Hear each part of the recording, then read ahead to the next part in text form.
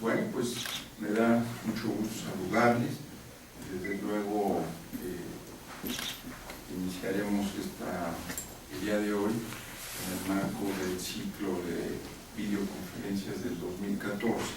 El día de hoy nos acompaña el doctor Carlos María Romeo Casabona con el tema del Convenio de Derechos Humanos y Biomedicina, conocido como Convenio de Oviedo. No podría dejar de mencionar que el doctor Romeo Casabona es un distinguido catedrático de Derecho Penal en la Universidad del País Vasco y director de la Cátedra Universitaria Fundación BBVA, Diputación Foral de Vizcaya de Derecho y Genoma Humano, Universidad de Deusto y Universidad del País Vasco. El doctor Casabona es en Derecho, diplomado superior en Criminología y doctor en Medicina. Ha recibido la máxima valoración de la Agencia Vasca Onicual 2008 y ha sido reconocido 5 sexenios de investigación ANECA. Es autor de 18 publicaciones, coautor de 50 y editor de 150 libros y de numerosos artículos, 220, publicados en 7 idiomas.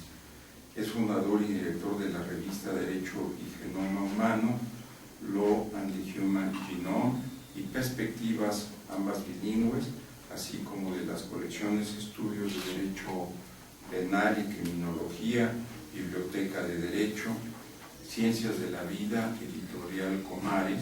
Ha coordinado y participado en varios proyectos de investigación, tanto de España como europeos y asiáticos. Es miembro de la Comisión de Control y Seguimiento sobre la Donación y Uso de Células y Tejidos Humanos, del Comité de Bioética de España, del Comité Asesor de Bioética de Euskadi, del Comité Directivo de Bioética, Dirección de Asuntos Jurídicos, del Consejo de Europa, del Comité de Ética de la Human Genome Organization, conocida como HUGO, y de la European Research Area o ERA de la Comisión Europea, Comité Asesor del Comité Europeo de Ciencia e Investigación, pero también presidente del Comité Ético de Investigación Clínica de la Comunidad Autónoma del País Vasco.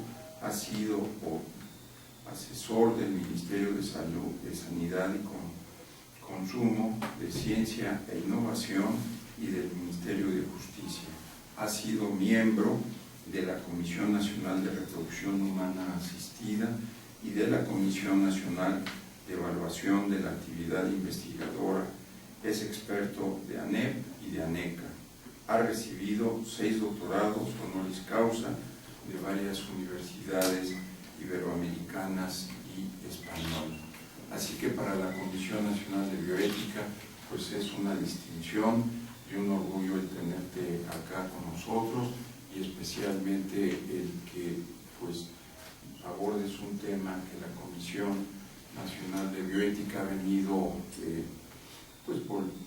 estudiando, revisando, llevando a cabo diversas actividades, toda vez que tenemos la aspiración de que México sea el primer país que se adhiera a este convenio.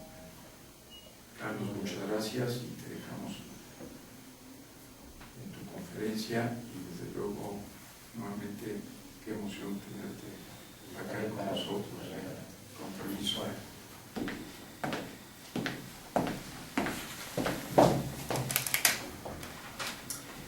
Bueno, todos los cargos que amablemente ha mencionado el doctor Luis González son honoríficos, que son retribuidos a el primero, que es el que me permite, digamos, vivir de mi trabajo.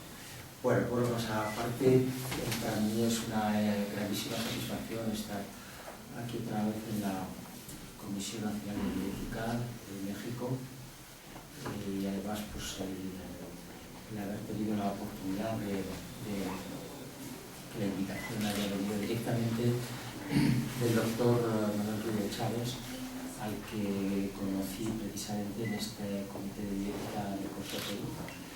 México es estado observador en este comité y bueno, pues él sabe, ¿verdad?, que las actividades muy intensas que desarrolla este comité con la participación de los 48 estados europeos, están todos incluidos, que forman parte de Europa y por tanto de este organismo, aparte de otras instituciones y otros estados que asisten como observadores.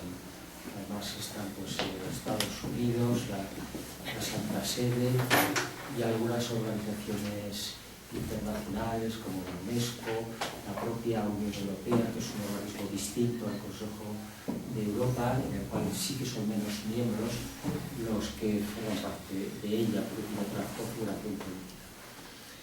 Yo, antes de hablarles de nada, aprovecho esta circunstancia para felicitarles muy sentidamente por toda la tarea de organización que llevan en estos días. Yo le decía en broma al doctor Ruiz de Chávez, digo, lo mejor que tiene un congreso es cuando ha terminado. Porque se ha quitado la cara de encima y ya veo que no hace falta que se explique por qué. Entonces, bueno, pues aparte de que haya terminado, creo que los que hemos tenido la oportunidad y la dicha de poder asistir, pues nos llevamos un gratísimo recuerdo de este congreso y todo el esfuerzo que han realizado entre todos ustedes para que saliera estupendamente. Y una palabra también sencilla, porque creo que es la que mejor expresa mi sentimiento. Que fue encomiable y la verdad es que yo veía tanta gente y digo, ¿cómo puede manejarse a tanta gente a la vez? Pero ustedes lo consiguieron con la batuta del doctor Ruiz de Chávez, así que bueno, pues eso, quería decírselo de manera ya en este pequeño grupo. Bueno, el tema que me ha propuesto el doctor Ruiz de Chávez es el Consejo sobre Derechos, el Convenio sobre Derechos Humanos y Biomedicina.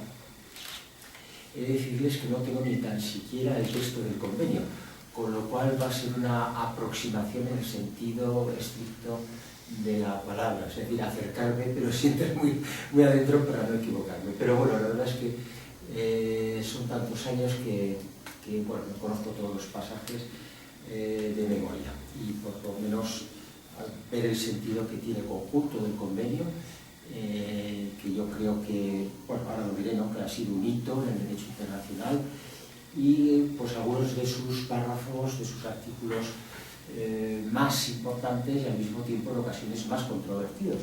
Y eso me va a permitir también pues contarles algunas incidencias en relación con la firma y la ratificación del convenio. Podemos empezar diciendo que son ya más de 30, ese es uno de los datos que no tengo actualizados, lo que aproximadamente son unos 30 estados los que han firmado el convenio, con lo cual es un porcentaje elevadísimo. Luego mencionaré pues, algunos estados especialmente importantes desde el punto de vista político, desde un punto de vista científico, incluso de sus propias aportaciones al mundo de la bioética, pues cómo han firmado o no, han ratificado o no el convenio. El convenio se presentó, la verdad es que fue una elaboración muy rápida para cómo funcionan estos organismos internacionales, que van muy lentos, porque no solo se trata de elaborar un buen texto, sino además de que todo el mundo esté de acuerdo con él, lo cual es dificilísimo. Sobre todo hay algunos estados que son especialistas en mantener negociaciones muy duras, sabiendo que no lo van a firmar. Desde el principio ya saben que no lo van a querer firmar, pero les gusta, yo diría en términos coloquiales, les gusta fastidiar al resto de los representantes de los estados. Y luego diré, yo creo que hasta podré decir el nombre de uno de ellos, o el más significativo, porque no solo está ocurriendo en este ámbito, sino también en otras materias penales en las que estoy también colaborando con el Consejo de Europa. Bueno, pues fue un proceso muy rápido, yo creo que tardó 3-4 años, teniendo procesos internos, no solo lo que es la elaboración, sino también las instancias formales que hay que pasar dentro del Consejo de Europa, porque al final es el Comité de Ministros el que tiene que aprobar cualquier instrumento jurídico que salga del seno del Consejo de Europa, y más en este caso que estamos hablando de un convenio, de un tratado internacional. El Consejo de Europa tiene, esto conviene saberlo, porque ha realizado muchas actividades en lo que podríamos llamar bioética o bioderecho. Si estamos ya con normas jurídicas, podríamos hablar de bioderecho. Tiene otras formas como son, por ejemplo, recomendaciones y resoluciones, recomendaciones del Comité de Ministros, resoluciones normalmente de la Asamblea Parlamentaria. El Consejo de Europa tiene una Asamblea Parlamentaria que está representada por parlamentarios de los parlamentos nacionales de los Estados. En eso tiene una organización distinta como órgano político, es un organismo internacional distinta a la Unión Europea. Quiero que esto lo distinga bien, son dos organismos diferentes. El Consejo de Europa es un organismo internacional de carácter regional del ámbito europeo, aunque para algunas materias está abierto a otros estados, como ya ha adelantado el don Manuel, y es la confluencia de estados soberanos que participan de su soberanía en este organismo.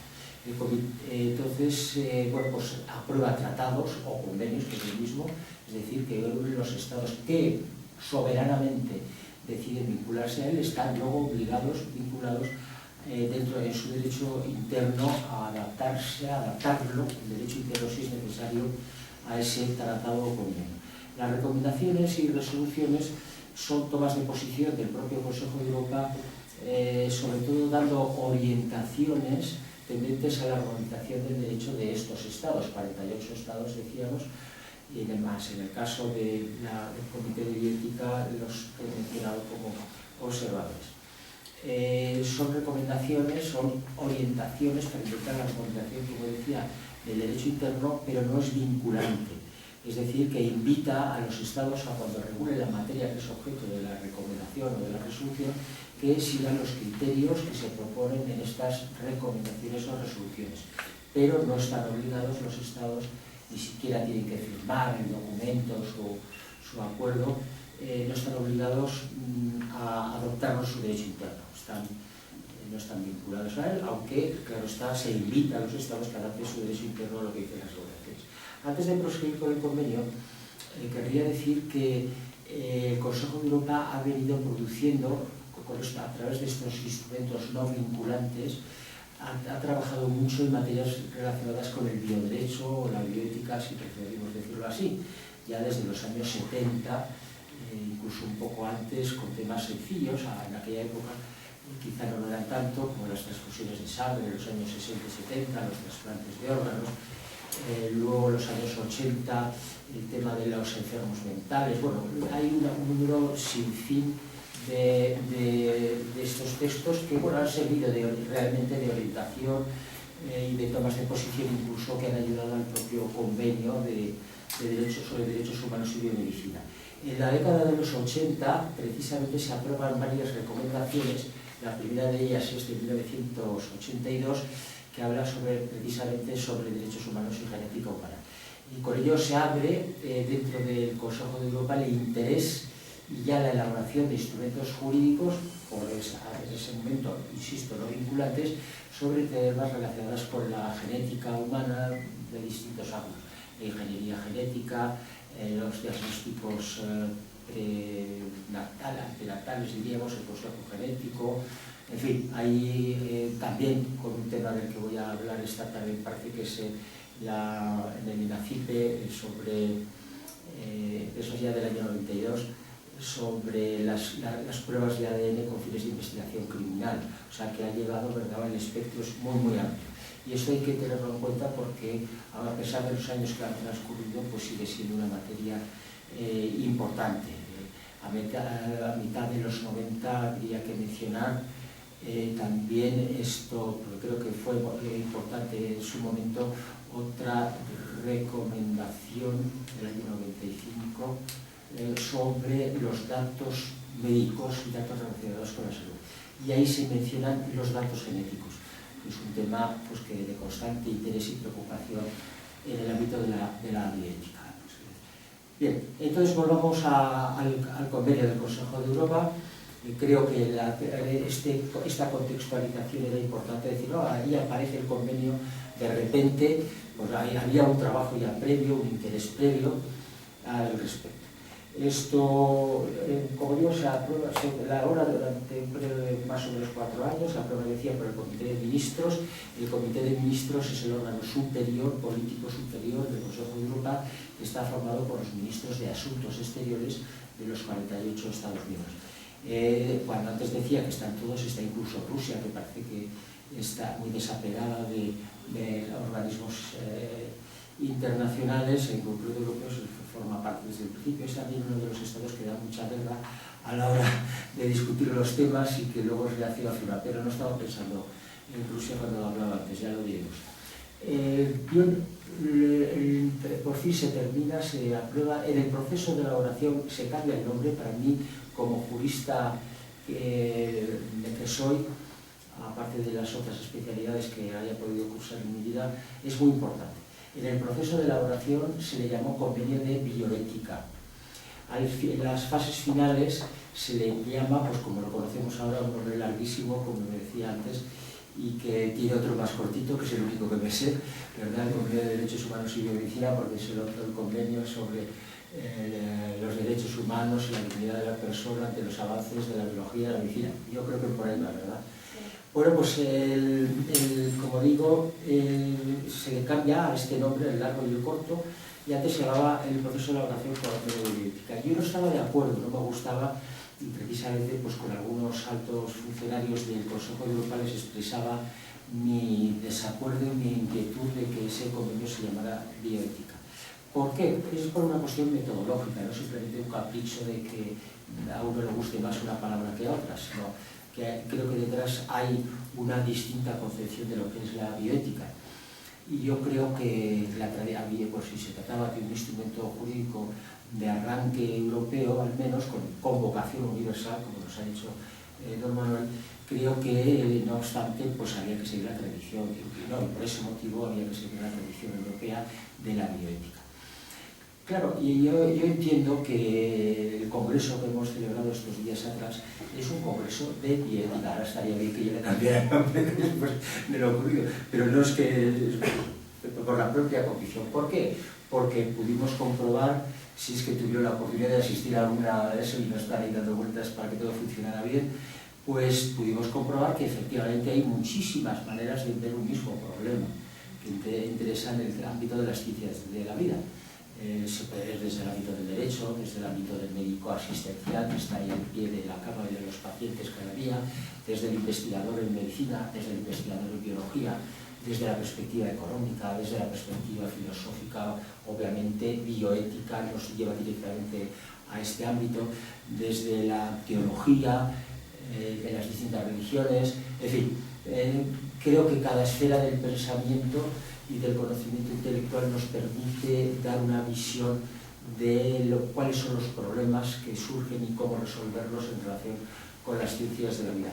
Todo ese conjunto sí que le podemos llamar bioética, porque es un diálogo entre esos distintos enfoques que vienen de las distintas ramas del saber y que bueno, pues nos van a ayudar a identificar problemas, a ver cómo son estos mismos, a ver cómo se pueden resolver y aportar soluciones discursivas. Claro, pero si abandonamos ese terreno, que puede tener muchas formas, si abandonamos ese terreno y vamos al ámbito de cómo se cristaliza esto en una sociedad determinada, pues va a ser, al fin y al cabo, a través de los parlamentos, mediante leyes, o a través de, estamos hablando de organismos internacionales, a través de sus formas de expresión, en este caso un tratado internacional, o cuando interviene el Ejecutivo, pues a través de sus disposiciones del Poder Ejecutivo, que llamaríamos decretos, reglamentos, etc. Y sabemos que también a través de las decisiones judiciales. Entonces, cuando nos metemos en esta parte, ya creo que podemos hablar de derecho, o de bioderecho, si queremos, pero de derecho, de normas jurídicas, que tiene la característica, bueno, en el ámbito internacional habría que hacer matices, pero que tiene la característica que es propia del derecho y que separa otras, digamos, otras ciencias normativas y axiológicas, como es la bioética en el sentido que decía antes. Y es que el derecho se expresa con normas que son coercitivas, ¿verdad?, que se imponen coactivamente a los ciudadanos, estén o no de acuerdo. Bueno, ha habido precisamente, podríamos hacer un matiz, como ya mencionaba antes, un matiz importante, y es que, sobre todo el derecho internacional, para que estados con tradiciones culturales, con concepciones del derecho, de la propia filosofía, de la ética, etcétera, diferentes, todo esto haya permitido, a pesar de todo, que se hayan creado tantos instrumentos jurídicos en el seno del Consejo de Europa, pero también de la UNESCO, de las Naciones Unidas, en fin, y de otros organismos que podríamos mencionar. Y es lo que se conoce como un derecho, es una expresión inglesa, el soft law, seguro que conocen esa expresión, quiere decir como derecho flexible, más o menos, es decir, no vinculante. Claro, es una contradicción in terminis hablar de un derecho no vinculante, precisamente por la propia naturaleza. Pero en el ámbito internacional, como nos movemos en otra esfera en la que los estados siguen siendo estados soberanos, bueno, pues decir, vamos a aprobar esto en forma de declaración, en forma, por ejemplo, la manera que trabaja la UNESCO, o hemos visto en el Consejo de Europa esas recomendaciones y resoluciones que no son tratados internacionales, y eso es lo que ha permitido que se hayan podido aprobar tantos instrumentos jurídicos, porque los estados sabían que no se estaba, digamos, comprometiendo su soberanía. Y bueno, yo voy a decidir qué es lo que hago, pero de entrada me parece bien que se regule esto y que en términos generales se diga de esta forma o de esta otra. Eso es una de las claves que ha permitido esa progresión. Sin embargo, en el derecho internacional tenemos tratados internacionales como es el Convenio de Oviedo, que responde a las reglas clásicas de lo que tenemos por normas jurídicas y que tenemos en términos amplios por derecho. Así que, entonces, claro, yendo al título, para mí bioética, poner bioética para una norma jurídica no me parece la más adecuada. Habrá que buscar otras para que quede bien claro que estamos ya en un ámbito distinto, posterior al discurso, posterior al diálogo, posterior al debate, posterior a las soluciones que se pueden proponer, que además van a ser muy útiles para los legisladores, ¿verdad?, para tomar decisiones. No las toman tampoco en el vacío, sino con el respaldo, pues, de congresos como el que hemos celebrado la semana pasada, o trabajos, artículos, publicaciones, tomas de posición, guidelines, o sea, líneas orientativas, etcétera, etcétera. Es decir, un océano, como sabemos muy bien, al que responde la bioética. Bueno, pues se acabó cambiando y entonces yo me quedé más contento, aunque en el fondo pues no pasaba tampoco nada. Ya saben ustedes que la UNESCO aprobó en el año 2005, octubre del 2005, 18 por precisar, de octubre del 2005, la Declaración Universal sobre Bioética y Derechos Humanos. Y ahí también pues expresé en algunas reuniones que organizó la UNESCO sobre esto, pues expresé mi opinión de que se debía poner de otra manera, que aquello de la bioética no me convencía por la misma razón que les acabo de exponer. Ni la primera vez tuve éxito porque se hizo ajeno, pero sí que manifesté mi opinión igual que en esta. Bueno, me van a permitir que haga un inciso en esta declaración de la UNESCO. La verdad es que el articulado es muy interesante, tiene una proyección mucho más universal que el Consejo de Europa, hay temas básicos. Claro, cuando estamos hablando de bioética no es lo mismo los intereses que puede tener la bioética en un país, pongamos europeo, que pueda tener en un país de Asia o de África, donde se realizan, por ejemplo, ensayos clínicos sin ningún tipo de control, desmontan las industrias la tienda de campaña y se van a otro lugar si ya han conseguido los resultados que querían. O los problemas, como refleja esa declaración de la UNESCO, pues es que para algunos países el tener agua potable, que bueno, nos puede parecer que tiene muy poco que ver con bio, pero es el cubrir las necesidades básicas, pues el tener agua potable, pues es una cuestión que puede ser ética o bioética, si lo preferimos, para algunos países. Y en cambio, hablarles de ingeniería genética, de que hay que cuidar, o qué ocurre con la clonación, la verdad es que para ellos es una pérdida de tiempo. Bueno, para todo el conjunto de la humanidad, porque parece que la clonación ha servido, como en muchas ocasiones, para plataformas de algunos científicos y algunos bioéticos, por cierto, y no para resolver ningún problema real, a pesar de que desde un punto de vista de reflexión, de ejercicio intelectual, pues fue muy interesante en su momento y puede serlo todavía en el futuro. Bueno, entonces podemos volver a la declaración, al convenio. Este se presenta a la firma en la ciudad de Oviedo, y por eso se conoce también a Oviedo, España, Asturias, la comunidad autónoma o la región de Asturias. Se presentó a la firma el 4 de abril de 1997. Como vivo cerca de allí, me invitaron, pues tuve la oportunidad de estar en el acto, bueno, más que nada por una cosa simbólica. Y bien, pues ya en aquel momento pues hubo un número importante de estados que firmaron el convenio. Es el primer paso que quedaron, obviamente España estaba entre ellos, entre los firmantes, y bueno, pues se pusieron inmediatamente los mecanismos de entrada en vigor del convenio. Tiene una fórmula complicadísima para decir que será el día posterior a los 6 meses. Uno tiene que tener ahí la calculadora para ver qué día es el que entraría en vigor, porque eso, el día posterior, pasados X meses de no sé qué, desde que firmó. Bueno, en resumen, que con la firma y ratificación, en este caso creo recordar que de 3 estados, ya entraba eso, pues los meses estos de después, más el día, menos el día, y tal. Entonces entró en vigor muy rápidamente. Yo creo que entró en vigor en septiembre o en octubre del año 1999. España lo firmó el 4º país y entró en vigor el 1 de enero del año 2000. Bueno, utilizó España de referencia como podía utilizar cualquier otro de los estados que firmaron en primer lugar. Bueno, antes de entrar en su contenido, quiero mencionar este proceso, porque ya que hay este interés, como ha dicho el doctor Luis de Chávez, de que la posibilidad de que México se refiriera al convenio,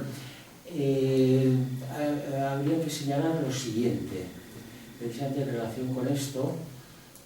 Primero, los estados tienen, como todos los tratados internacionales prácticamente, tienen la posibilidad de presentar reservas antes de la ratificación. Es decir, reserva significa decir, bueno, pues nosotros nos adherimos a todo el convenio, a todo el tratado, salvo en este punto y en este otro. Pero aquí se establece una matización que está, creo que se recordará también recogida en el convenio, es en relación con materias que ya están reguladas en el país que quiere ratificar. Si se trata de una materia nueva, no puede presentar ninguna reserva, ni por supuesto a posteriori. Eso lo hicieron algunos estados y bueno, pues si miramos, como todo esto está publicado en las páginas correspondientes del Consejo de Europa, se pueden ver los estados firmantes que no está en vigor, los que ya han ratificado, que en ellos está en vigor, y las reservas que en su caso han podido presentar. Otra característica importante es que, siendo un organismo internacional regional, el ámbito europeo, sin embargo, en ocasiones el Consejo de Europa abre la posibilidad de que sus instrumentos jurídicos sean también asumidos por otros estados no europeos. Es decir, y este es el caso. Se dice en el caso del Convenio de Derechos Humanos y Biomedicina que está abierto a la firma de otros estados siempre que haya un mínimo de estados europeos que hayan firmado previamente. Por ejemplo, no podía estar como estado ratificante, que es cuando iba a entrar en sus primeras fechas antes de entrar en vigor. Es decir, que de esos 3 estados que dan lugar a que entre en vigor, tenían que ser los 3 europeos. Bueno, pues para asegurar que realmente ha sido una decisión europea su entrada en vigor.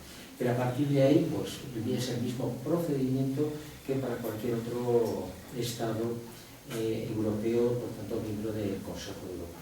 Y por consiguiente tiene, como decía ya antes, esa vocación universal, no solo para Europa, sino para otros estados. Pues yo creo que esto sería así lo más importante del convenio en lo que se refiere pues, a su proceso de elaboración, sin entrar en los detalles, en los contenidos, porque el proceso de elaboración tuvo algunas complicaciones que se reflejan en los estados federales. Quizá voy a mencionar esto y luego haré una especie de resumen del convenio que probablemente pues, ustedes algo ya lo conocerán. Claro,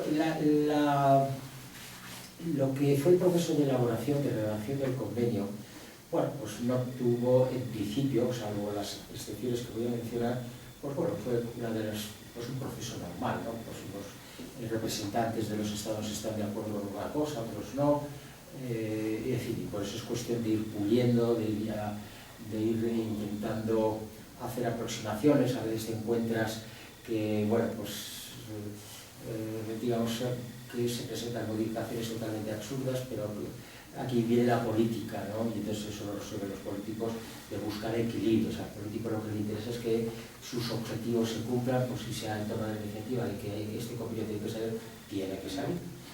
Pero hubo dos temas mayores que sí que generaron enorme discusión y desacuerdos al final en algunos países. Uno de ellos se refiere al embrión y el otro a la experimentación.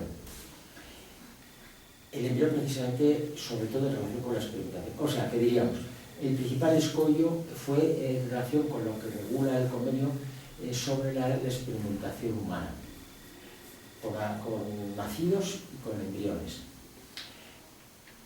Bueno, y lo voy a explicar brevemente porque es muy interesante, porque a mí me lo parece. Bueno, he de decir que el convenio pretende, otra de las características, y es muy importante también desde el punto de vista del derecho internacional, que las características que tiene es que es generalista, si se pudiera utilizar esa expresión, porque la verdad es que un convenio sobre derechos humanos y biomedicina, pues generalista no lo es por su propia naturaleza. Pero bueno, ¿qué quiero decir con esto? Bueno, pues que se regulan una serie de principios generales muy interesantes, algunos fueron novedosos en su momento, y luego pues unos cuantos temas que era precisamente el del genoma, que es el capítulo 4, el de la experimentación, que es el capítulo 5, y el de los trasplantes. Y como temas específicos seguramente estos tres. Luego, esto estaba previsto en el propio convenio, que se pueda ampliar, si aceptamos la expresión en el ámbito del derecho, se pueda ampliar su contenido mediante protocolos adicionales, que es una técnica muy frecuente en derecho internacional. Es decir, desarrollar temas específicos según las necesidades o los criterios del Consejo de Europa. Por ejemplo, la propuesta de este comité de bioética al que pertenecemos el doctor Luis Chávez y yo mismo. Es el que eleva las propuestas hacia arriba y luego bajan otra vez para que las hagamos, o se les sugieren para que las digan formalmente ellos y queden en la decisión del propio organismo. Bueno, pues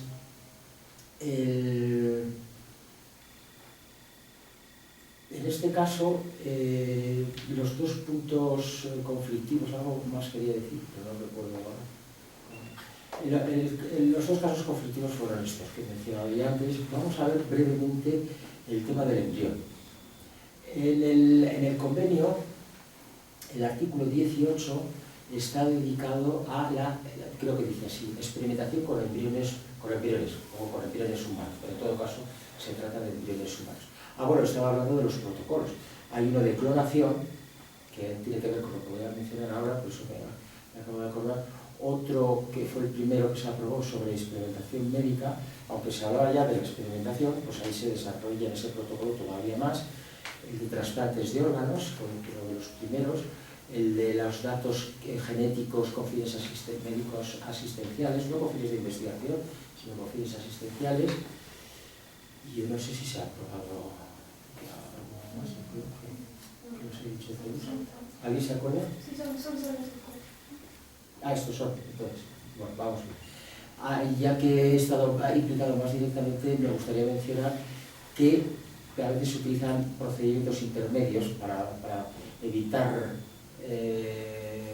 conflictos. Hay una recomendación, que esperemos que se apruebe ya en algún momento, que es la utilización de análisis genéticos predictivos con fines de seguros, de celebración de contratos de seguros de vida, de salud y semejantes.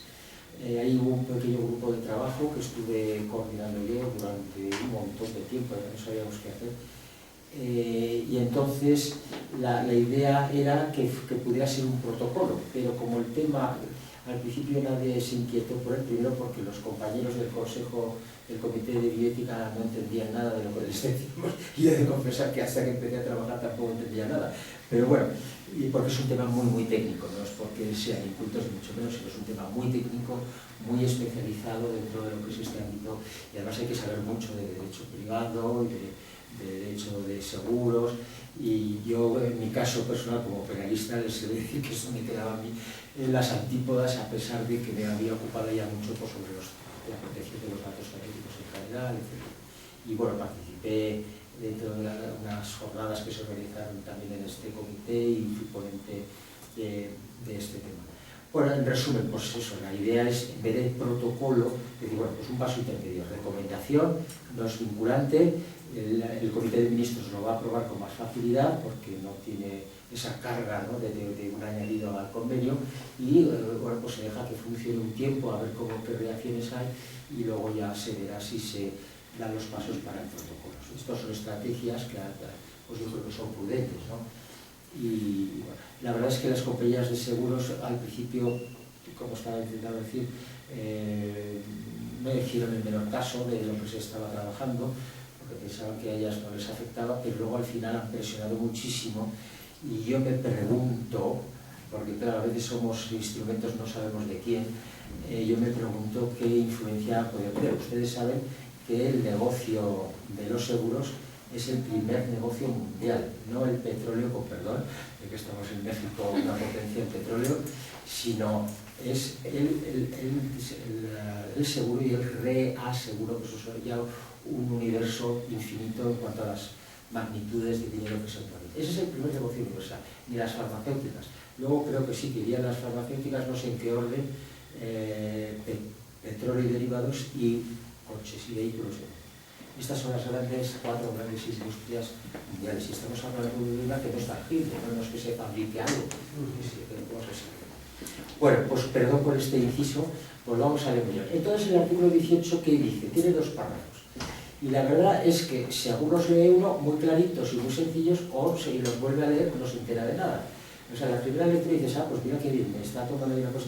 Lo vuelve uno a leer y dice, pues ahora no sé, es un proceso inverso en el que no se le ocurre, ¿no? Cuando leemos de nuevo un texto, pues a cosas que no hemos visto al principio las vemos y acabamos de tener esa imagen, esa idea. En este pasa al revés.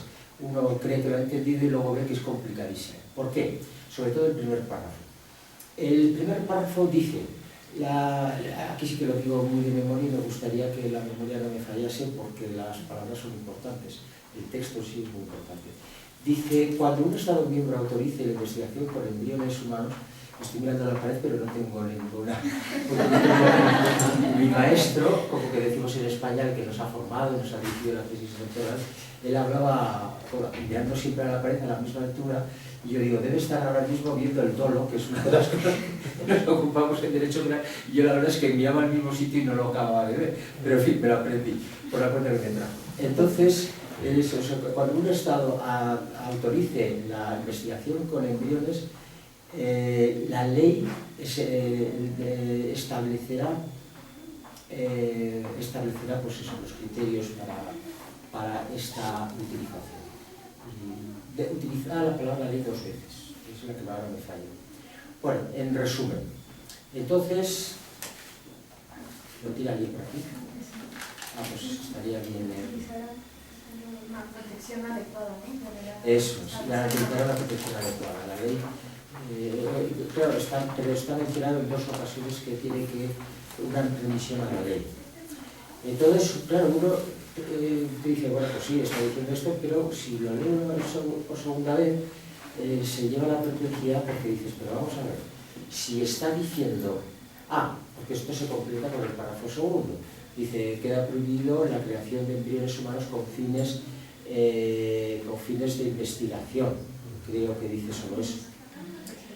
Entonces, claro, uno compara el primer párrafo con el segundo y dices, bueno, en el segundo está diciendo que está prohibido crear embriones con fines, claro, está dejando abierta la posibilidad de la reproducción asistida, de las técnicas de reproducción asistida, pero está prohibido crear con fines de investigación. Pero si el párrafo primero dice que se pueden ver que los estados que autoricen, la ley autorice la investigación con embriones, pues les dará mediante ley una protección adecuada. Entonces parece contradictorio, pero si lo está prohibiendo en el párrafo segundo y lo permite en el primero, ¿qué está ocurriendo aquí? Bueno, pues si uno le da vueltas está muy claro, que en mi opinión, y yo creo que ese es el criterio también que se ha ido imponiendo, y es decir, se prohíbe la creación de embriones con fines de investigación. Esto nos llevaría también más lejos a decir que, aunque solo habla de fines de investigación, que estaría prohibido con fines de, yo qué sé, pues farmacológicos o industriales o cosméticos, etc. Pero no lo dice. Pero bien, eso no es nuestro problema ahora.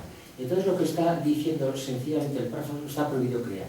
El párrafo primero lo que está diciendo es si hay embriones obtenidos in vitro pero que no han sido creados para investigación, ¿y cuáles son estos?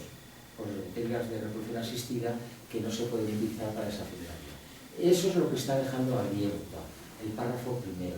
Si no, no tendría ningún sentido. La autointerpretación no tiene ningún sentido, no cabe otra posibilidad. Entonces está diciendo que la utilización de embriones excedentes o la expresión que tenemos que utilizar de técnicas de reproducción asistida para investigación deberá hacerse mediante ley y siempre que se garantice, ¿no?, una protección adecuada.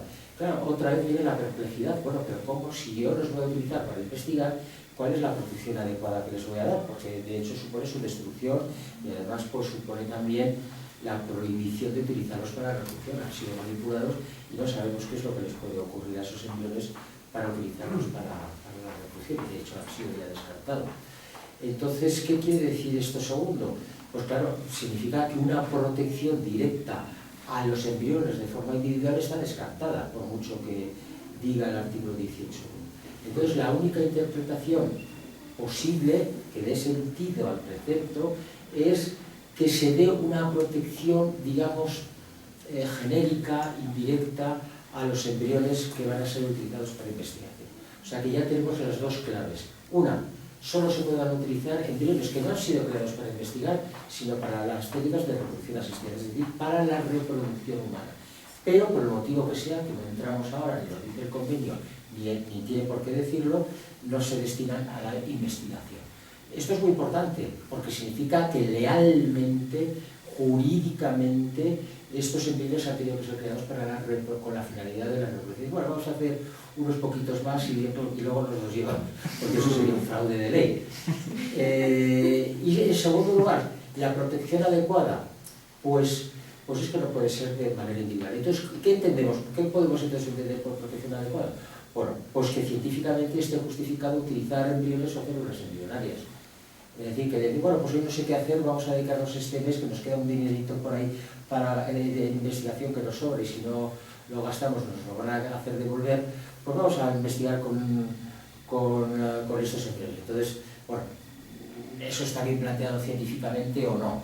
Si no está bien planteado científicamente, bien planteada científicamente esa investigación, no se va a permitir, porque lo que se quiere es balancear y decir, bueno, pues llegar a la conclusión de que realmente la investigación tiene la suficiente importancia potencial como para que se puedan utilizar embriones para investigar. Si no, no. Si no está justificado científicamente, pues entonces...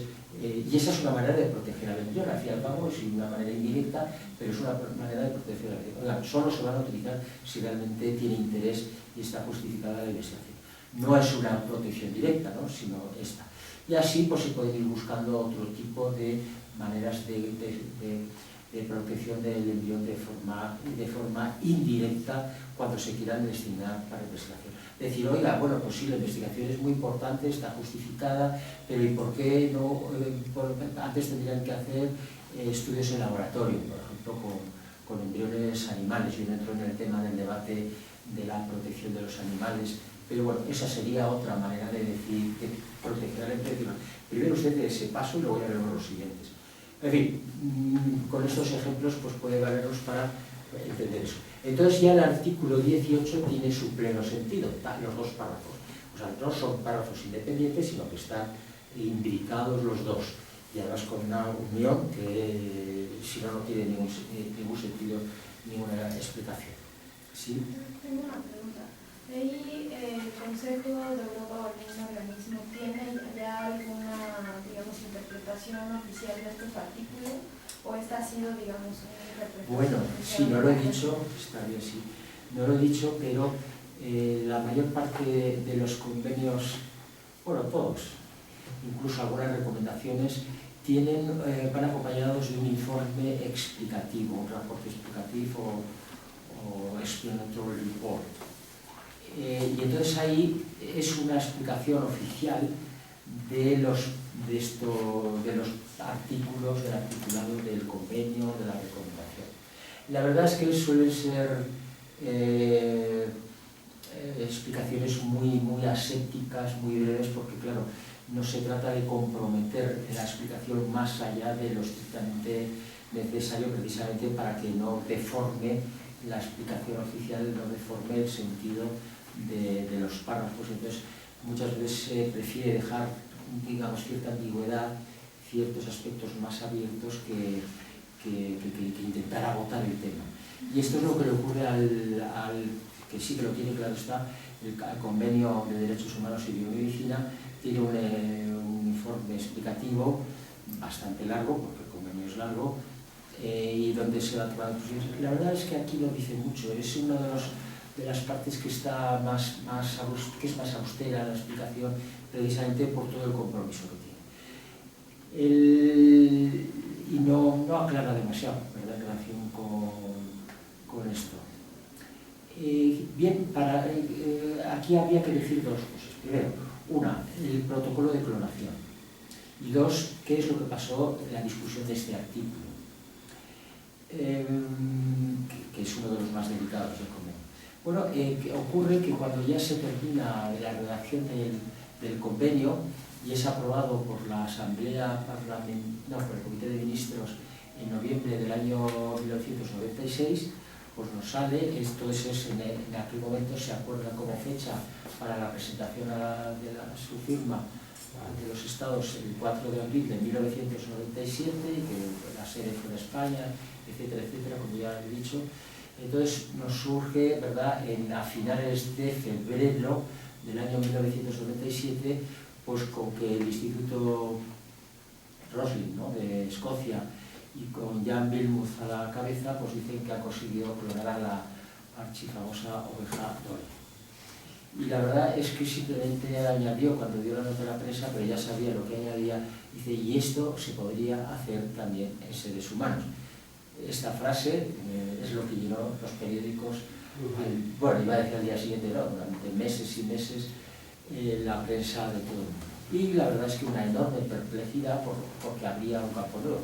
Yo recuerdo que hasta esa fecha, pues en algún grupo de trabajo, de esos muchos a los que me van formando parte, pues los biólogos decían, la clonación únicamente se puede hacer con vertebrados. En los vertebrados únicamente se puede hacer con como se les llama, los anfibios, es decir, de la familia, los anfibios, eso que únicamente son los que podría realizarse una clonación. Además hablaba de clonación pensando en la bipartición celular, es decir, en la gemelación celular, diríamos, que por cierto se había comunicado también a los medios en el año 93, en un congreso que hubo en Estados Unidos, que se había conseguido esta técnica de clonación, de dividir un óvulo cigoto, un óvulo fecundado, pues en dos, y que daba lugar a dos individuos. Eso lo dijeron dos médicos, se les echó todo el mundo encima, pues luego dijeron que en realidad bueno, pues no lo habían conseguido tanto, porque eran inviables, claro, se intentaron proteger, pero es lo que le ocurre a veces a los científicos, que hacen manifestaciones, declaraciones de gran trascendencia, que luego no sabemos si es verdad o es mentira, porque o se echan atrás, como ocurrió con estos en el año 93, o luego vemos pues que han utilizado fotos manipulados, como fue el caso del coreano este, que me costó tantísimo aprenderme el nombre que cuando dije que era todo falso, dije, jo, pues he perdido aparte de mí, que se llamaba Wang Pu o alguna cosa así, y al pobre, verdad, que le habían puesto hasta en los sellos de correo, se lo quitaron de todas partes, lo cual, aparte de que era una falsedad evidente, pues me pareció algo cruel. Yo creo que le debió pasar que, bueno, esas cosas que pasan con el alfabeto. Bueno, en resumen, que la técnica esta de la oveja Dolly, que es la transferencia nuclear, pues es una técnica totalmente, que yo sepa, totalmente desconocida. O sea, fue una enorme sorpresa incluso para los biólogos. Bueno, ¿qué ocurre en el Consejo de Europa? Pues que se encuentran, como se dice, que les han quitado el suelo, porque ya está todo acordado para firmar el 4 de abril y se encuentran con algo que no habían tratado para nada, que no figuraba en el convenio, y que, por tanto, presentar a la firma algo que ya estaba anticuado, pues era desde un punto de vista político un desastre. Pero aquí que el derecho, digamos, tiene componentes sabios y los políticos a veces no son tan torpes como creemos que son, sino que a veces tienen habilidades. ¿Qué se hizo? Pues a los pocos días empezaron a trabajar en uno de los propios resortes que proveía el convenio, un protocolo adicional. Y creo que fue una manera muy elegante, muy sabia y práctica de resolver el problema. Se empezó a trabajar en este protocolo, fue el primero, no estaba previsto, por supuesto, que iba a ser el primero, y pues se presentó a la firma el 4 de abril, como estaba previsto, siguió su camino, y en enero del 98, estamos hablando, habría que calcular los meses, pero serían 8 o 9 meses, pues nos encontramos con que en París, en enero del año 1998, el año siguiente, se presenta a la firma el convenio sobre la prohibición de la clonación humana, que creo que es el nombre que tiene. Bueno, este protocolo es un poco peculiar porque no se sabe muy bien hasta dónde llega, entonces lo que preocupaba era la clonación reproductiva, pero claro, como la ciencia, pues como dice la zarzuela, que es una música muy castiza española, hay una zarzuela que dice es que la ciencia avanza, que es una barbaridad, y luego sale el coro diciendo no sé qué tonterías. Pues claro, pero tenían razón, ya en principios del siglo XX el autor de la zarzuela pues se adelantó, efectivamente, avanza, que es una barbaridad. Y entonces, claro, ¿qué ocurre? Que se aprueba el convenio del protocolo adicional sobre clonación, y lo estoy mencionando porque tiene que ver con los embriones. Al fin y al cabo, ¿qué es lo que ocurre? Pues lo que va a salir va a ser un embrión. Y se ha dicho también entre paréntesis, y entonces ahí había una perplejidad, es decir, bueno, pero un clon, en el momento que es clon, podemos decir que ya es un embrión o no es un embrión, porque se ha saltado varios pasos, ¿no? La producción de ese clon se ha saltado varios pasos que la embriología pues parecía necesario. Bueno, pues los biólogos empezaron a decir que no, que realmente todavía no era un embrión, que tenía que tener una serie de características y tal. No voy a entrar en eso, pero en aquel momento era un tema muy importante, porque si llegamos a la conclusión, no ya de que fuera, no solo que fuera genéticamente idéntico a otro individuo, que ese ya era un problema mayor, sino además si era un embrión, y tenemos el artículo 18 que lo prohíbe, que prohíbe crear embriones, pues claro, ahí tenemos varios problemas. Bien, se llegó a la conclusión de que en realidad un clon en sus primeras fases no es todavía un embrión. Será un embrión, pero no es todavía un embrión. Vamos a decir, bueno, pero en realidad, pues es al fin y al cabo, la célula esta que sale es como un cigoto, pero no es un embrión. Bueno, eso se resolvió de esa manera. Pero ¿qué es lo que estaba diciendo antes también? ¿Qué ocurre?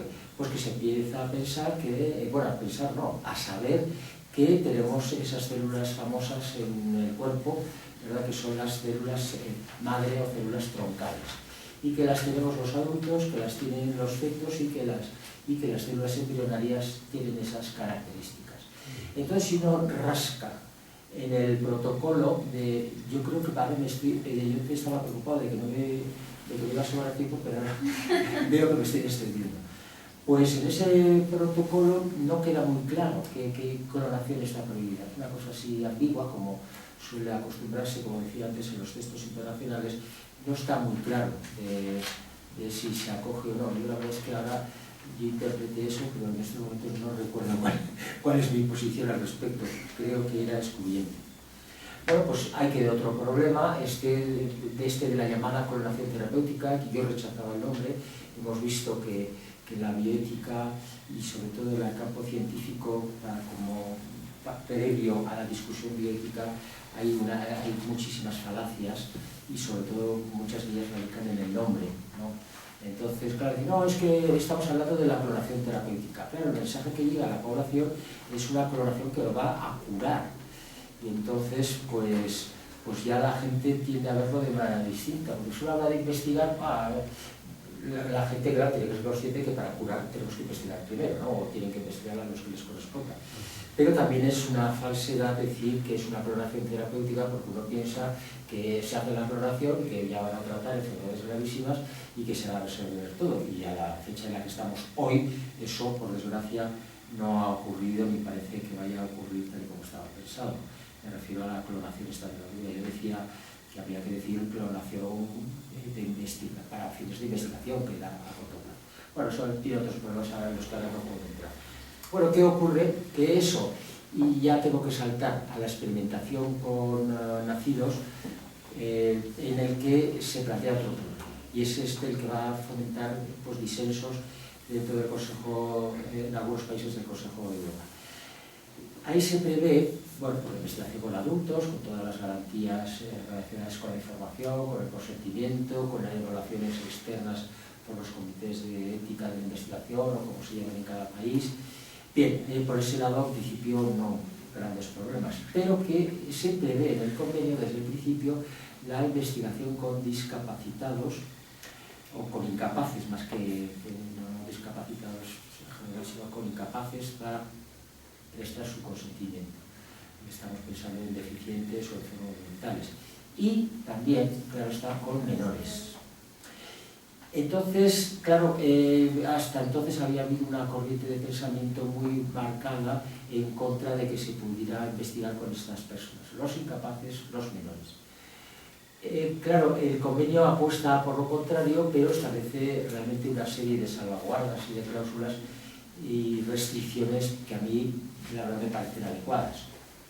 Pero bueno, es simplemente una opinión. Pero esto generó enormes discusiones entre varios países. Uno de ellos, puedo decirlo, fue Alemania, que estaba totalmente en contra. En Alemania todavía tiene la memoria histórica de los abusos que se le cometieron durante la Segunda Guerra Mundial en los campos de concentración. No sé si ustedes han tenido ocasión de visitar alguno en que se hicieran experimentos de este tipo. Yo estuve viviendo, precisamente preparando la tesis doctoral en Derecho, un curso académico en Múnich, y a las afueras de Múnich estaba el campo. Bueno, yo vivía en la calle que tiene el nombre de ese campo, de esa población, y campo de concentración Dachau, o Dachau, Dachau en alemán.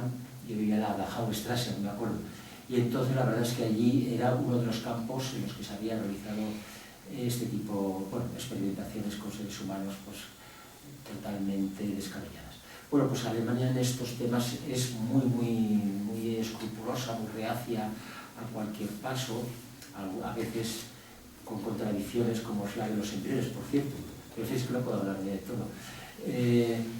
Bueno, se ha dicho entre paréntesis, una ley que tienen del año 1990 de protección de embriones, que habla de reproducción asistida, y bueno, y ahí es muy restrictiva, es de los países que tiene una legislación más restrictiva, y el nombre no se llama reproducción asistida, sino de protección del embrión. Y entonces ahí se protege el embrión, se evita, por supuesto nos puede evitar investigar, se prevén medidas para evitar que haya embriones excedentarios que luego se pudieran utilizar para otros fines, y luego en el año 2000 te salen con que se pueden importar líneas celulares embrionarias humanas de otros países con fines de investigación. Claro, si uno les quiere sacar punta al tema, lo tiene muy fácil. Decir, o sea, que no queréis que se investiguen con embriones alemanes, pero sí con embriones extranjeros. Con lo cual, el tema racial, o mejor racista, pues sale ahí a florecer. La verdad es que no lo hicieron ni mucho menos con esa intención. Pero son a veces contradicciones, ¿no? Igual que la legislación francesa durante un tiempo está prohibido investigar con embriones.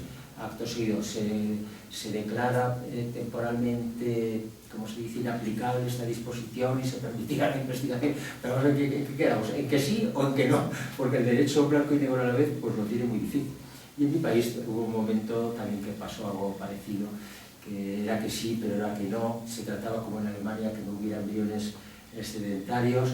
Y claro, digo, pues aquí lo que nos han creado es un nuevo, igual que nos hablaba el otro día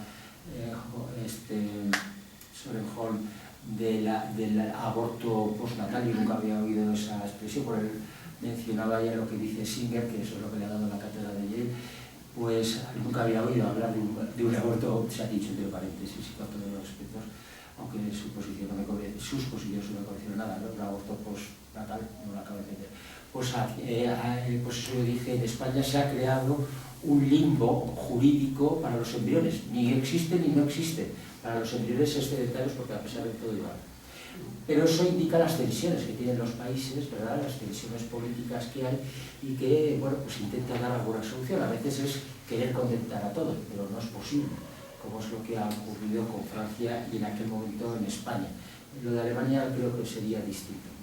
Es abrir algo la puerta que habían cerrado previamente. Bueno, pues ocurre esto, que Alemania no está de acuerdo ni con el artículo 18 sobre los embriones, ni con la posibilidad de investigar con... el Reino Unido, bueno, algún país más está ahí dudoso. Y entonces, a mí me gustaría porque hay que ir terminando, más que ir terminando, no, terminar. Y con esto, bueno, pues creo que por lo menos daría ya una visión, aunque lo he mencionado con algún detalle, los principios regulativos que hay a la rueda del principio del convenio. Entonces nos encontramos con que... Perdón. No me van a echar a patadas. Asumo el riesgo. Esto nos encontramos. Fíjate, es que es muy interesante esto. Y no es que sea muy jurídico, pero sí que es de la política jurídica, al fin y al cabo, ¿no? De la posición de los estados. El Reino Unido dice que no quiere saber nada de ese convenio porque es muy restrictivo y que su legislación pues, es mucho más amplia. Yo no les niego que es así. Y entonces, pues, no firmaron, ni han firmado, ni piensan firmar el convenio. Eso sí, lata, con perdón de la expresión, dieron bastante en las discusiones previas. Pero ya les digo que en otros temas hace lo mismo. Hay un convenio sobre tráfico de órganos humanos. Y ya cuando estaba todo terminado y ya para dar los últimos pasos, pues sobre el tráfico de órganos humanos, pues dice que se tiene que permitir, digamos, el comercio de órganos de vivos, con lo cual es cargarse casi de lleno el mensaje de ese convenio. Y ahí está la cosa en fase de discusión, porque el gobierno español me ha consultado y el propio Consejo de Europa sobre este tema, y yo les digo que les van delante para el viento fresco. Sé que no es una expresión muy diplomática, ¿verdad?, como debería serlo, porque luego al final tampoco lo van a firmar. Ellos tienen un problema de donación de órganos y entonces lo quieren resolver. Hemos habido varios grupos que se lo han propuesto. Yo formaba parte de uno, que eran todos anglosajones menos yo, y me aparté porque querían introducir la comercialización. Y es de esta manera como quieren suplir la falta de órganos. Bueno, el Reino Unido no firma. Luego vamos a Alemania. No firma tampoco porque se opone de lleno a lo que hemos estado comentando. Sí que es cierto que lleva varios años diciendo que quiere firmarlo y ratificarlo, pero debe ser que lo encuentra en el momento político adecuado para hacerlo. La verdad es que hace poco se decía que iba a ser ya inminente y, salvo que me falle la memoria, no lo han firmado todavía. Francia e Italia, que estamos hablando por tanto de estados muy representativos en Europa desde el punto de vista de población, de política, de tradición jurídica, de cultura jurídica, que también es muy importante, etc. Bueno, pues Francia e Italia, lo de Italia merece una lectura aparte, porque es muy de la idiosincrasia italiana. Francia y a Italia firmaron el día 4 de abril de 1997, es decir, el día de la puesta inicial de firma a los Estados Unidos. Bien, pero no lo ratifican. Bueno, estoy hablando del pasado, pero no tomaban decisión de ratificación, que es la única manera para que entre en vigor. Francia, pues claro que ocurrió que parece que había una voluntad de ratificarlo, pero hubo una época de una gran inestabilidad política y cambiaban de gobiernos cada 2 por 3. Y claro, cuando cambia el gobierno, quiero saber antes de tomar decisiones, saber qué es lo que está ahí en medio. y entonces cuando ya se enteraba el gobierno, pues venía otro y también tenía que ponerse al tanto. Pero finalmente ratificó hace poco, yo creo que fue el año pasado, no recuerdo ahora, pero finalmente ratificó y bueno, pues tuve también la oportunidad de que fui consultado y estuve allí para eso por el Parlamento francés, en aquella época, esas épocas inestables del gobierno, pero bueno, había nombrado una comisión que presidía un diputado y tenía interés en conocer cómo iban las cosas en España y bueno, pues el gobierno español me dio para que les hablara, bueno, fui con varios representantes del gobierno español y bueno, pues yo les dije la fórmula que tenían para poder aprobarlo sin que les afectara mucho, en fin, una fórmula jurídica así y tal y cual, que es lo que creo que es lo que al final hicieron, aunque ya no tiene nada que ver con el gobierno que está. Bueno, Italia firmó, pero después de firmar aprobó una ley sobre la reproducción asistida que es una ley de la época de Berlusconi, de sus primeros, no, creo que es del 2002 o algo así también. Bueno, aprobó una ley muy restrictiva que incluso pues, va más allá, mucho más allá del convenio.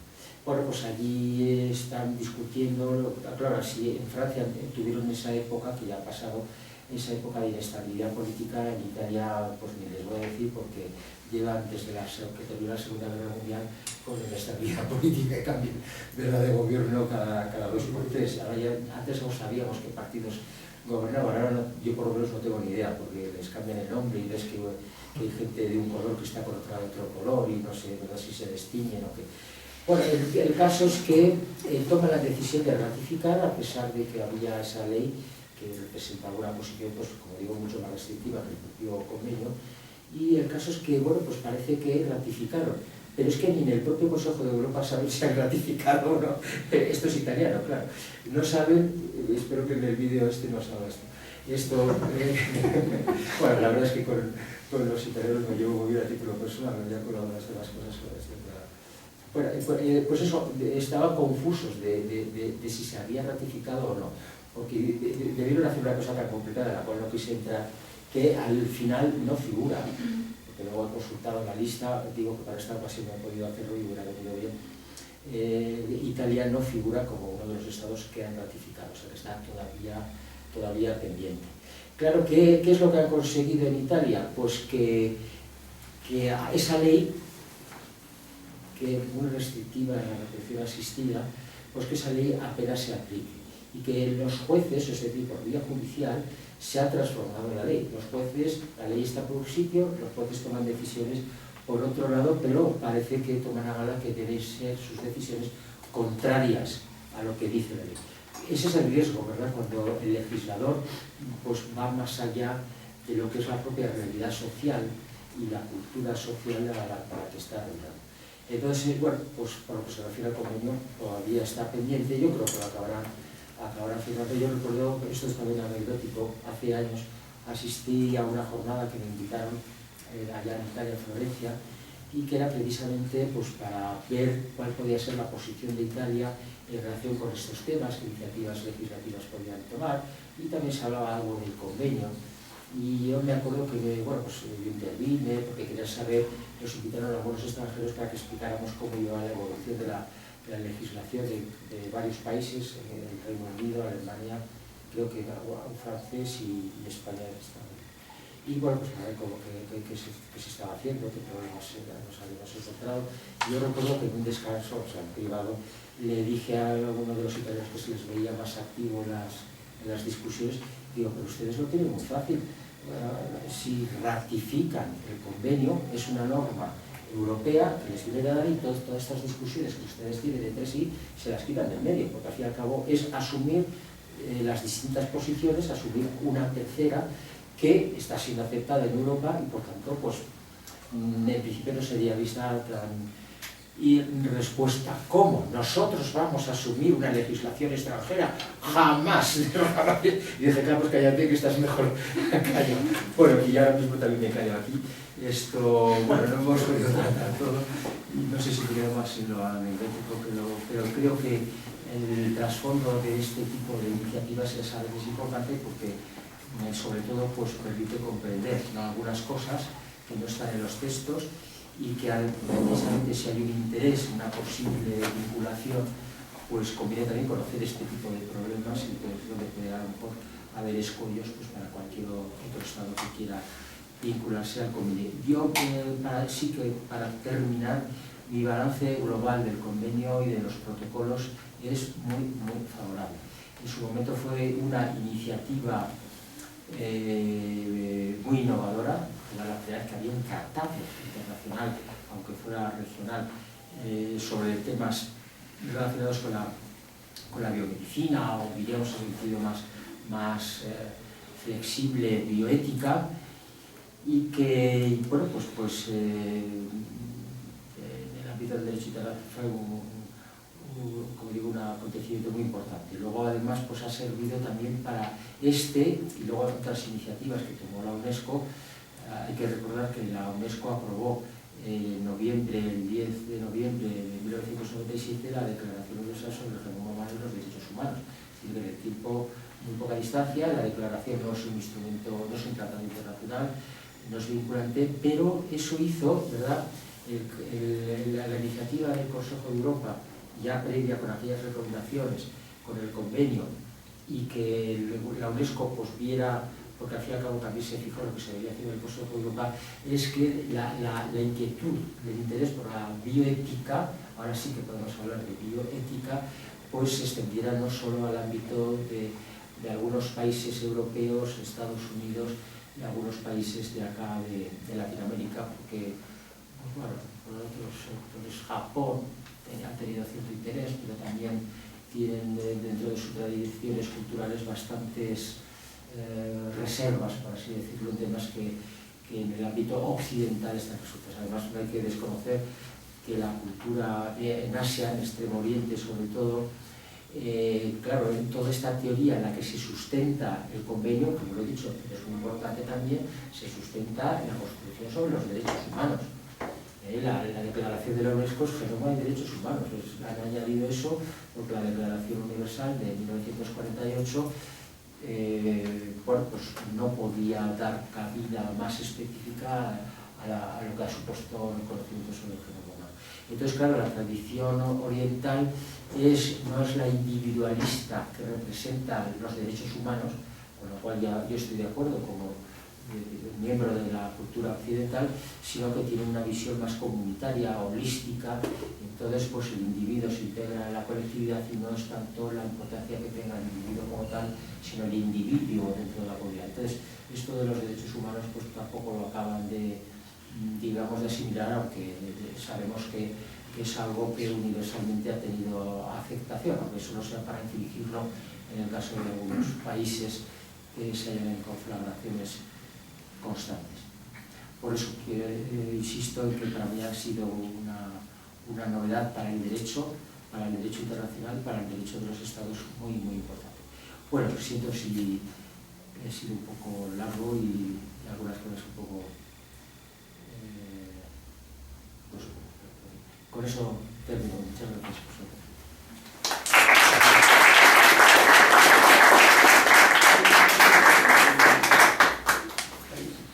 Doctor, si no tiene algún inconveniente, nos gustaría externarle alguna serie de preguntas que... Una serie, una tras otra. 2 o 3, nada más. No, las que sean, pero una tras otra, no en serie. No tengo capacidad para... bueno, es que tengo papel para apuntarlas, por favor.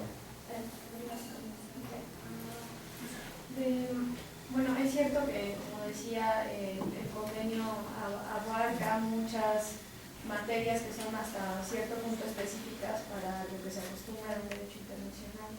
Entonces yo quisiera saber específicamente en España qué tipo de legislación fue modificada o fue desarrollada con más profundidad a raíz de que se adoptó el tratado. Bueno, pues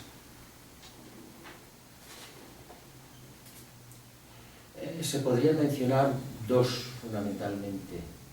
Una que es una ley del año 2002, a ver que tengo que recurrir a las ley 41/2002 de 14 de noviembre, bueno, por decir la fecha, 2002, 14 de noviembre de 2002, que es la ley sobre la autonomía del paciente, y documentación clínica. Ahí se regula la segunda parte, que se refiere a la documentación clínica, se refiere sobre todo, pero no únicamente, a las historias clínicas, al uso, acceso, derechos de los pacientes en relación con las historias clínicas, custodia, mantenimiento de los datos, etc. Y también a otros documentos clínicos. Pero la primera parte, que se refiere a la ley de autonomía, o sea, que se refiere a la autonomía del paciente, ya recoge, quizá con no demasiada claridad, ya recoge algunos aspectos que están en el convenio. Entonces, bueno, sobre todo eso, los temas que se refieren al consentimiento del interesado, al derecho a ser informado y a no ser informado, que es una de las novedades del convenio del Consejo de Europa, en el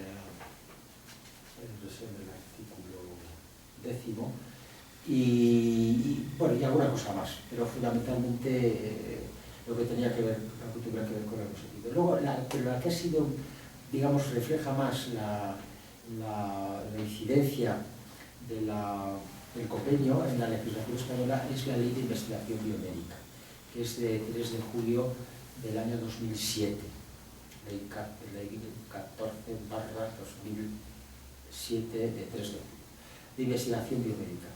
En esta ley encontramos párrafos, bueno, yo contribuí a su redacción, precisamente en lo que se refiere a esto del embrión, pues ahí hubo en el gobierno, que era entonces el gobierno socialista,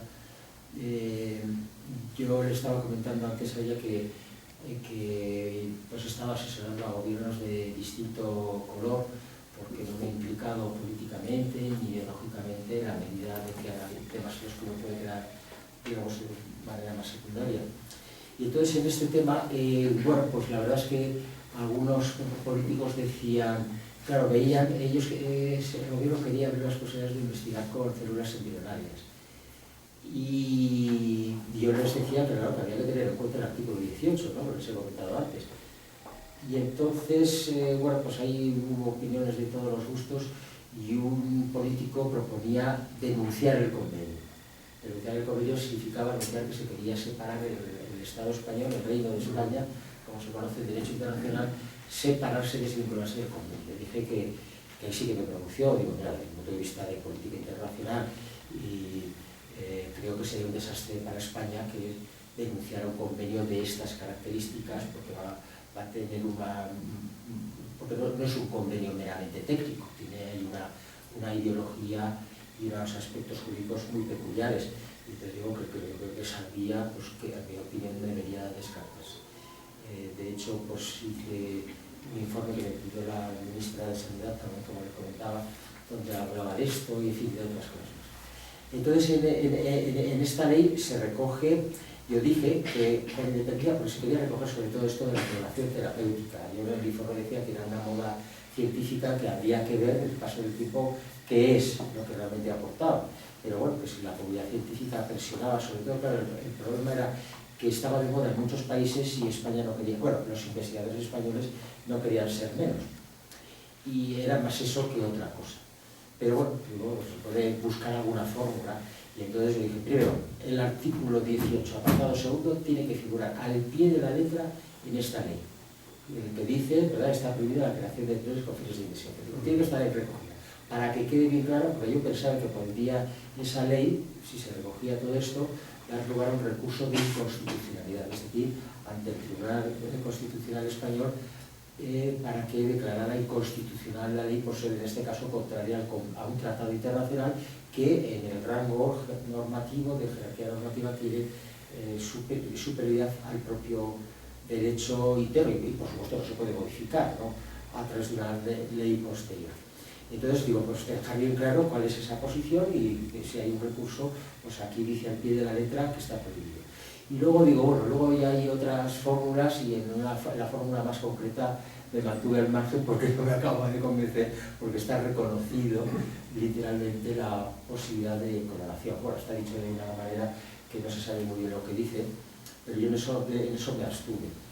Bueno, entonces está esto. Está, decía antes, el derecho a ser informado, otra vez se recoge aquí, ya no ser informado, se recoge casi al pie de la letra el artículo, al pie de la letra el artículo que habla de la no discriminación por las características genéticas, se recoge también el artículo siguiente, ya que estamos hablando del genoma, de los análisis genéticos, también ahí casi al pie de la letra, el artículo, como digo, 12 del convenio, está recogido en esta ley. Yo no sé si hay alguna cosa más. Bueno, hay una serie de principios generales que están también recogidos, algunas definiciones también, o sea que sigue muy de cerca. La ley de técnicas de reproducción asistida se modificó en el año 2006 y algo poco, porque ya teníamos una ley anterior y lo que se trataba era de depurarla, actualizarla, pero se recoge algo también del convenio, aunque el convenio no habla de las técnicas de reproducción asistida, pero por ejemplo se recoge la prohibición de selección del sexo de los niños si no es por motivos vinculados a la transmisión de enfermedades sexuales. Y luego tenemos de esta época también, pero yo creo que no hay nada específico, se habla de la experimentación, claro, de la ley del medicamento, de garantías y uso racional de los medicamentos, donde se regula algo los ensayos clínicos. Pero como eso ya llevaba otro camino y además dependiente más de la Unión Europea que del Consejo de Europa, aquí la influencia en eso ha sido menor. Por lo que se refiere a los protocolos, el protocolo de clonación sí que se firmó y ratificó el de clonación, pero curiosamente los otros no se han firmado ni ratificado.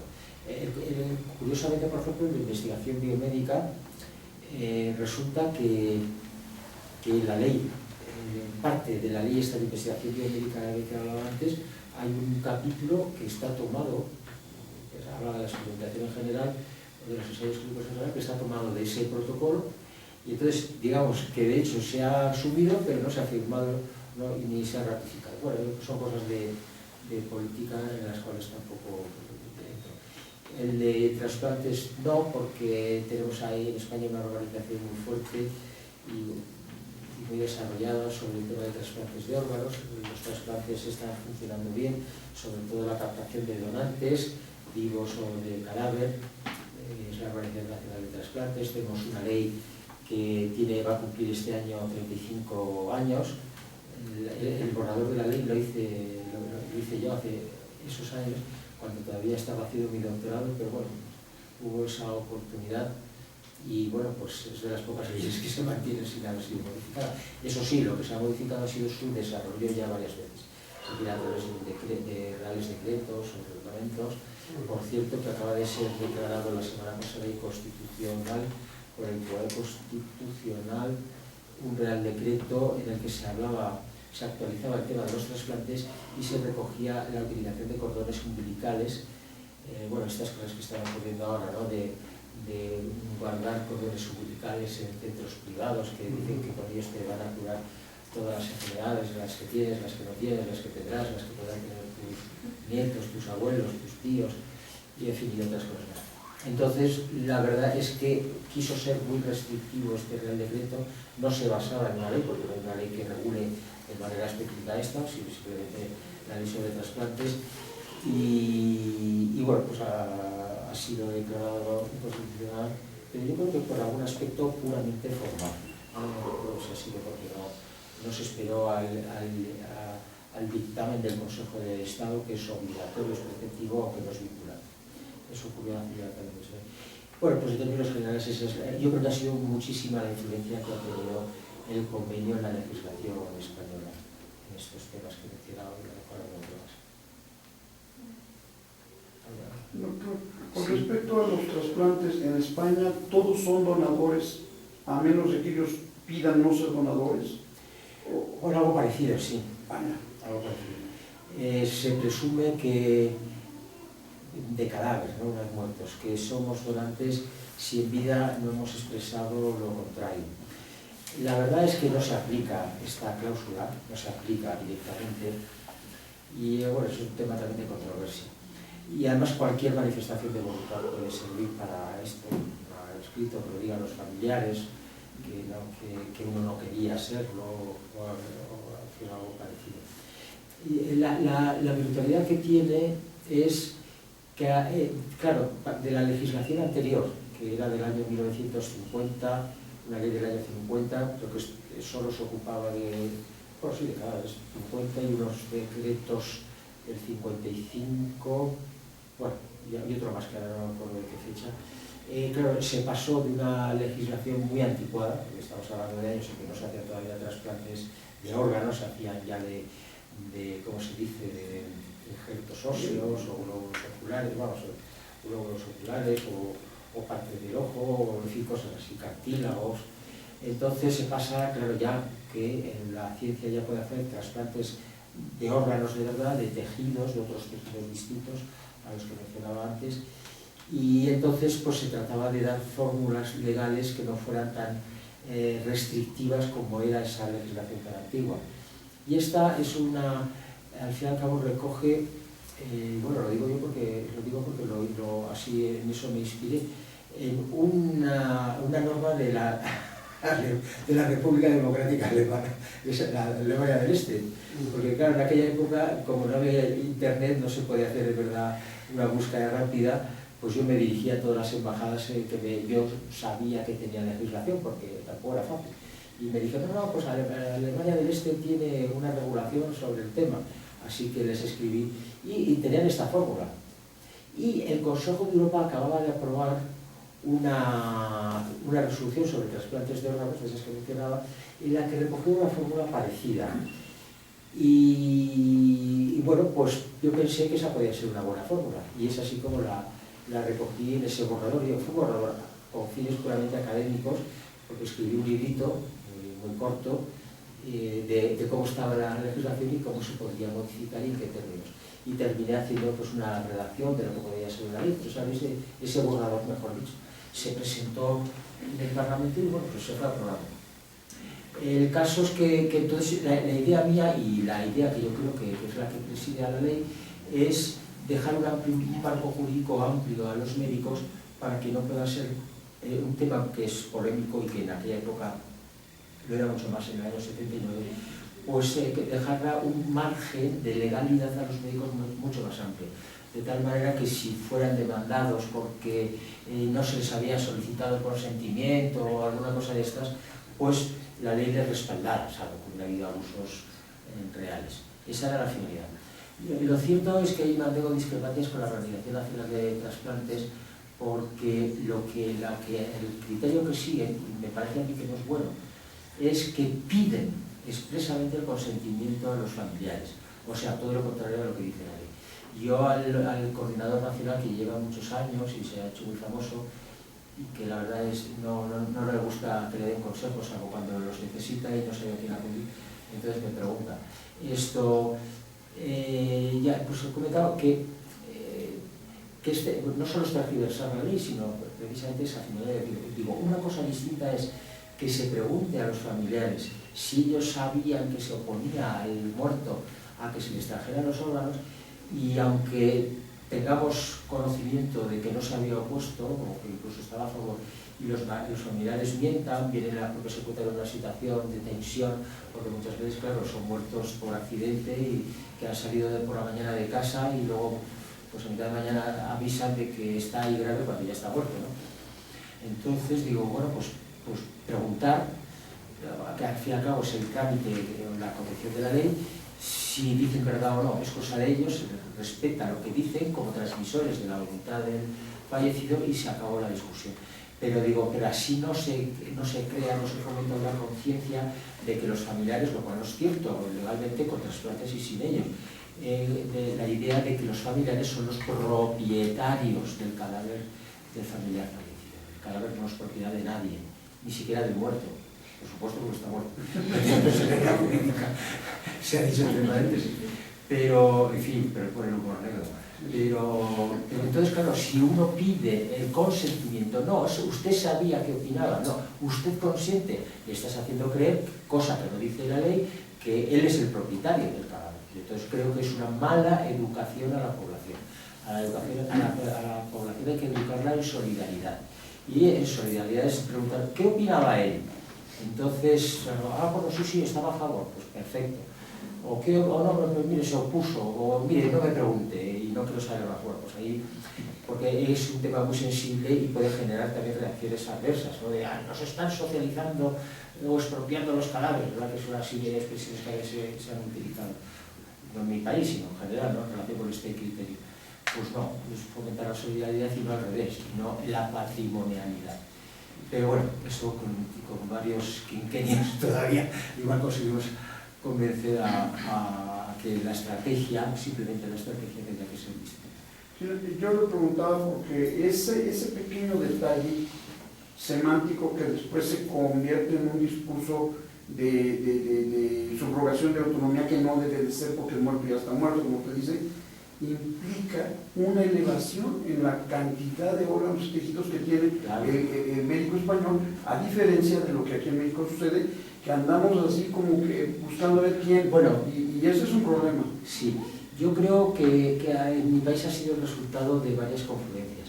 Un marco legal, digamos, que amplio, no solo en eso, sino en otros temas también, y que, bueno, pues como yo decía antes en aquel libro, pues es que ahora cada vez que se hace un trasplante es una aventura legal, aparte de los problemas clínicos, es una aventura legal. Sin embargo, es la confluencia de ese marco legal, pero también de una buena organización, y eso creo que debemos asumirlo y reconocerlo. Se ha conseguido hacer una buena organización que estaba prevista en la ley, esta manera esquemática, pero sí que se mencionaba en esta ley que se aprobó en el 79, que pues ahí se incluyó, no recuerdo si lo incluyó directamente o se incluyó en el Parlamento, eso tendría que mirar el libro. Pero bueno, lo importante es eso, esa organización, esa palanca que daba la ley, que estaba ahí en la ley, que está en la ley, esa palanca de una buena organización es otro de los secretos. ¿Por qué? Porque hay una red en mi país que hace que todos los hospitales que están autorizados para extraer trasplantes de órganos están coordinados a través de la Organización Nacional de Trasplantes. Y porque hay otros que están autorizados también para trasplantar. O sea que son distintos o pueden ser distintos los que están autorizados para extraer, que es más fácil que la procuración. Eso. Y entonces, claro, esa organización hace que haya un responsable sanitario, puede ser un médico, puede ser una enfermera o cualquier otro especialista. Están atentos pues, en las unidades de cuidados intensivos, en urgencias, etcétera, para detectar potenciales donantes. Y es entonces cuando se pone en marcha toda la maquinaria que tiene la organización, cada hospital, coordinados por la Organización Nacional de Trasplantes, para una vez que ha sido identificado ese potencial donante, pues ya estar buscando cuáles podrían ser los receptores, según los órganos que se obtengan, para ponerse en contacto con la familia, con lo que he contado antes, y, en fin, y para que ese potencial donante, si al final fallece, porque puede, en fin, ser casos de coma temporal, pues entonces, bueno, pues en ese caso es un paciente y hay que seguir con él, no tenerlo ya como muerto. Y entonces eso es lo que ha facilitado muchísimo la obtención de órganos. Y creo que ha sido uno de los grandes aciertos sanitarios en mi país.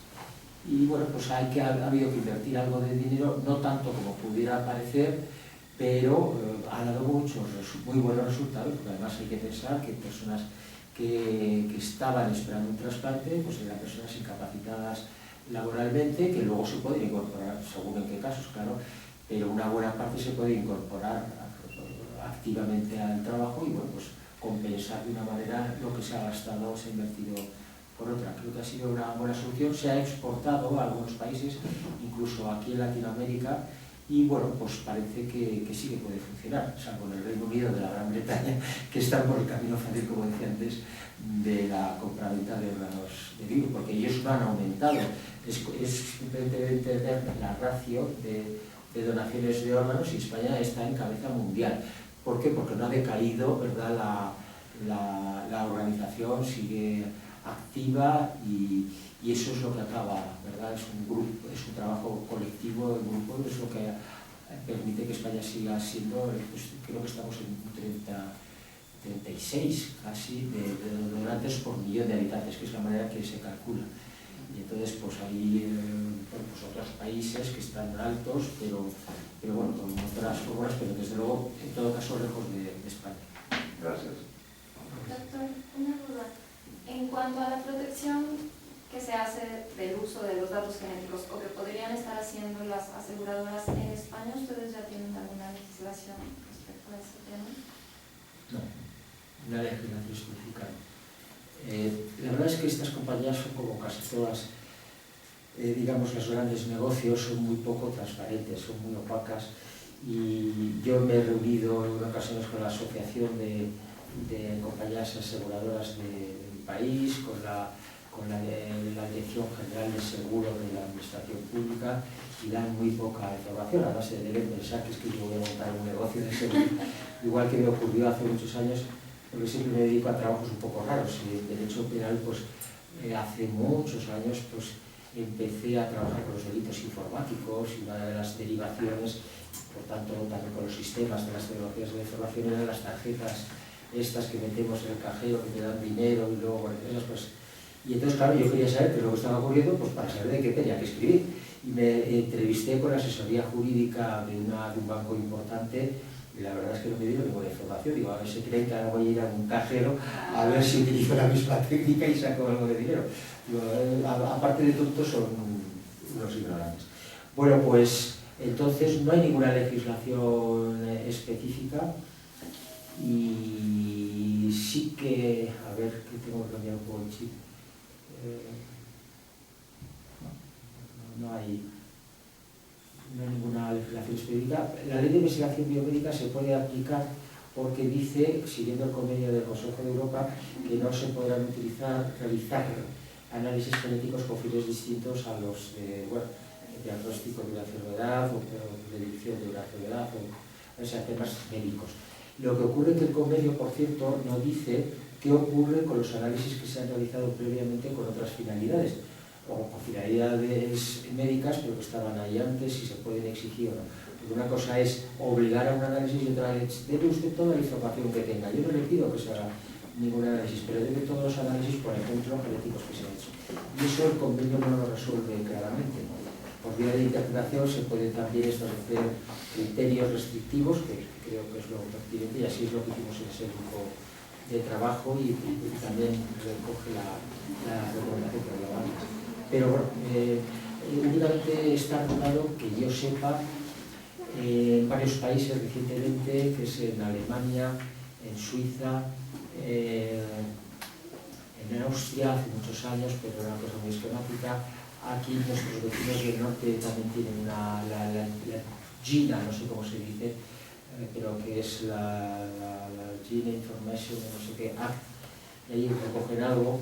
En el Reino Unido lo hacen como a ellos les gusta, mediante acuerdos que tienen digamos, la Asociación de Seguros con el gobierno británico, de no pedir, no solicitar los análisis genéticos, con una moratoria. Y digo, bueno, una moratoria es que parece que ya hay algo que está decidido y que se va a retrasar, pero nadie ha decidido nada, sino que las compañías han decidido generosamente una moratoria. Yo creo que las palabras, sobre todo los juristas, sabemos lo importantes que son. Y entonces en estos países, algunos de estos países, ¿qué han hecho? Pues que hasta cierta cantidad, porque claro, esto se presta a fraude y abusos por parte de las compañías, pero a fraude por parte de los clientes. En verdad saben que les sale algún análisis genético de enfermedades monogénicas, bueno, que es probable que o seguro que la versión de la enfermedad no dicen nada y establecen una prima muy elevada. Entonces, pues, en esto, por ejemplo, el caso de Alemania y de Suiza, es que hasta cierta cantidad no se exige nada, pero a partir de cierta cantidad se exige un análisis genético para ver si hay algo más. Alemania, no olvidemos, no ha firmado el convenio, porque si hubiera firmado ese artículo 12, pues sería una limitación para este tipo de prácticas que prevé. Es una ley del año 27 de abril de 2008, que habla de los análisis genéticos, no solo de esto, pero hay un capítulo dedicado a los seguros. Muchas gracias, doctor. Le agradecemos mucho su presencia, doctor. Vale, encantado, se ha podido ser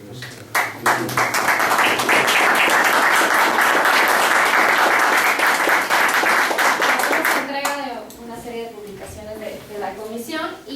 recordamos a las personas que están siguiendo la conferencia en línea que al término se presentarán las 3 preguntas en línea para que puedan responderlas y a vuelta de correo electrónico seguir de manera habitual como se ha estado manejando durante los ciclos anteriores. Muchas gracias. Gracias, doctor.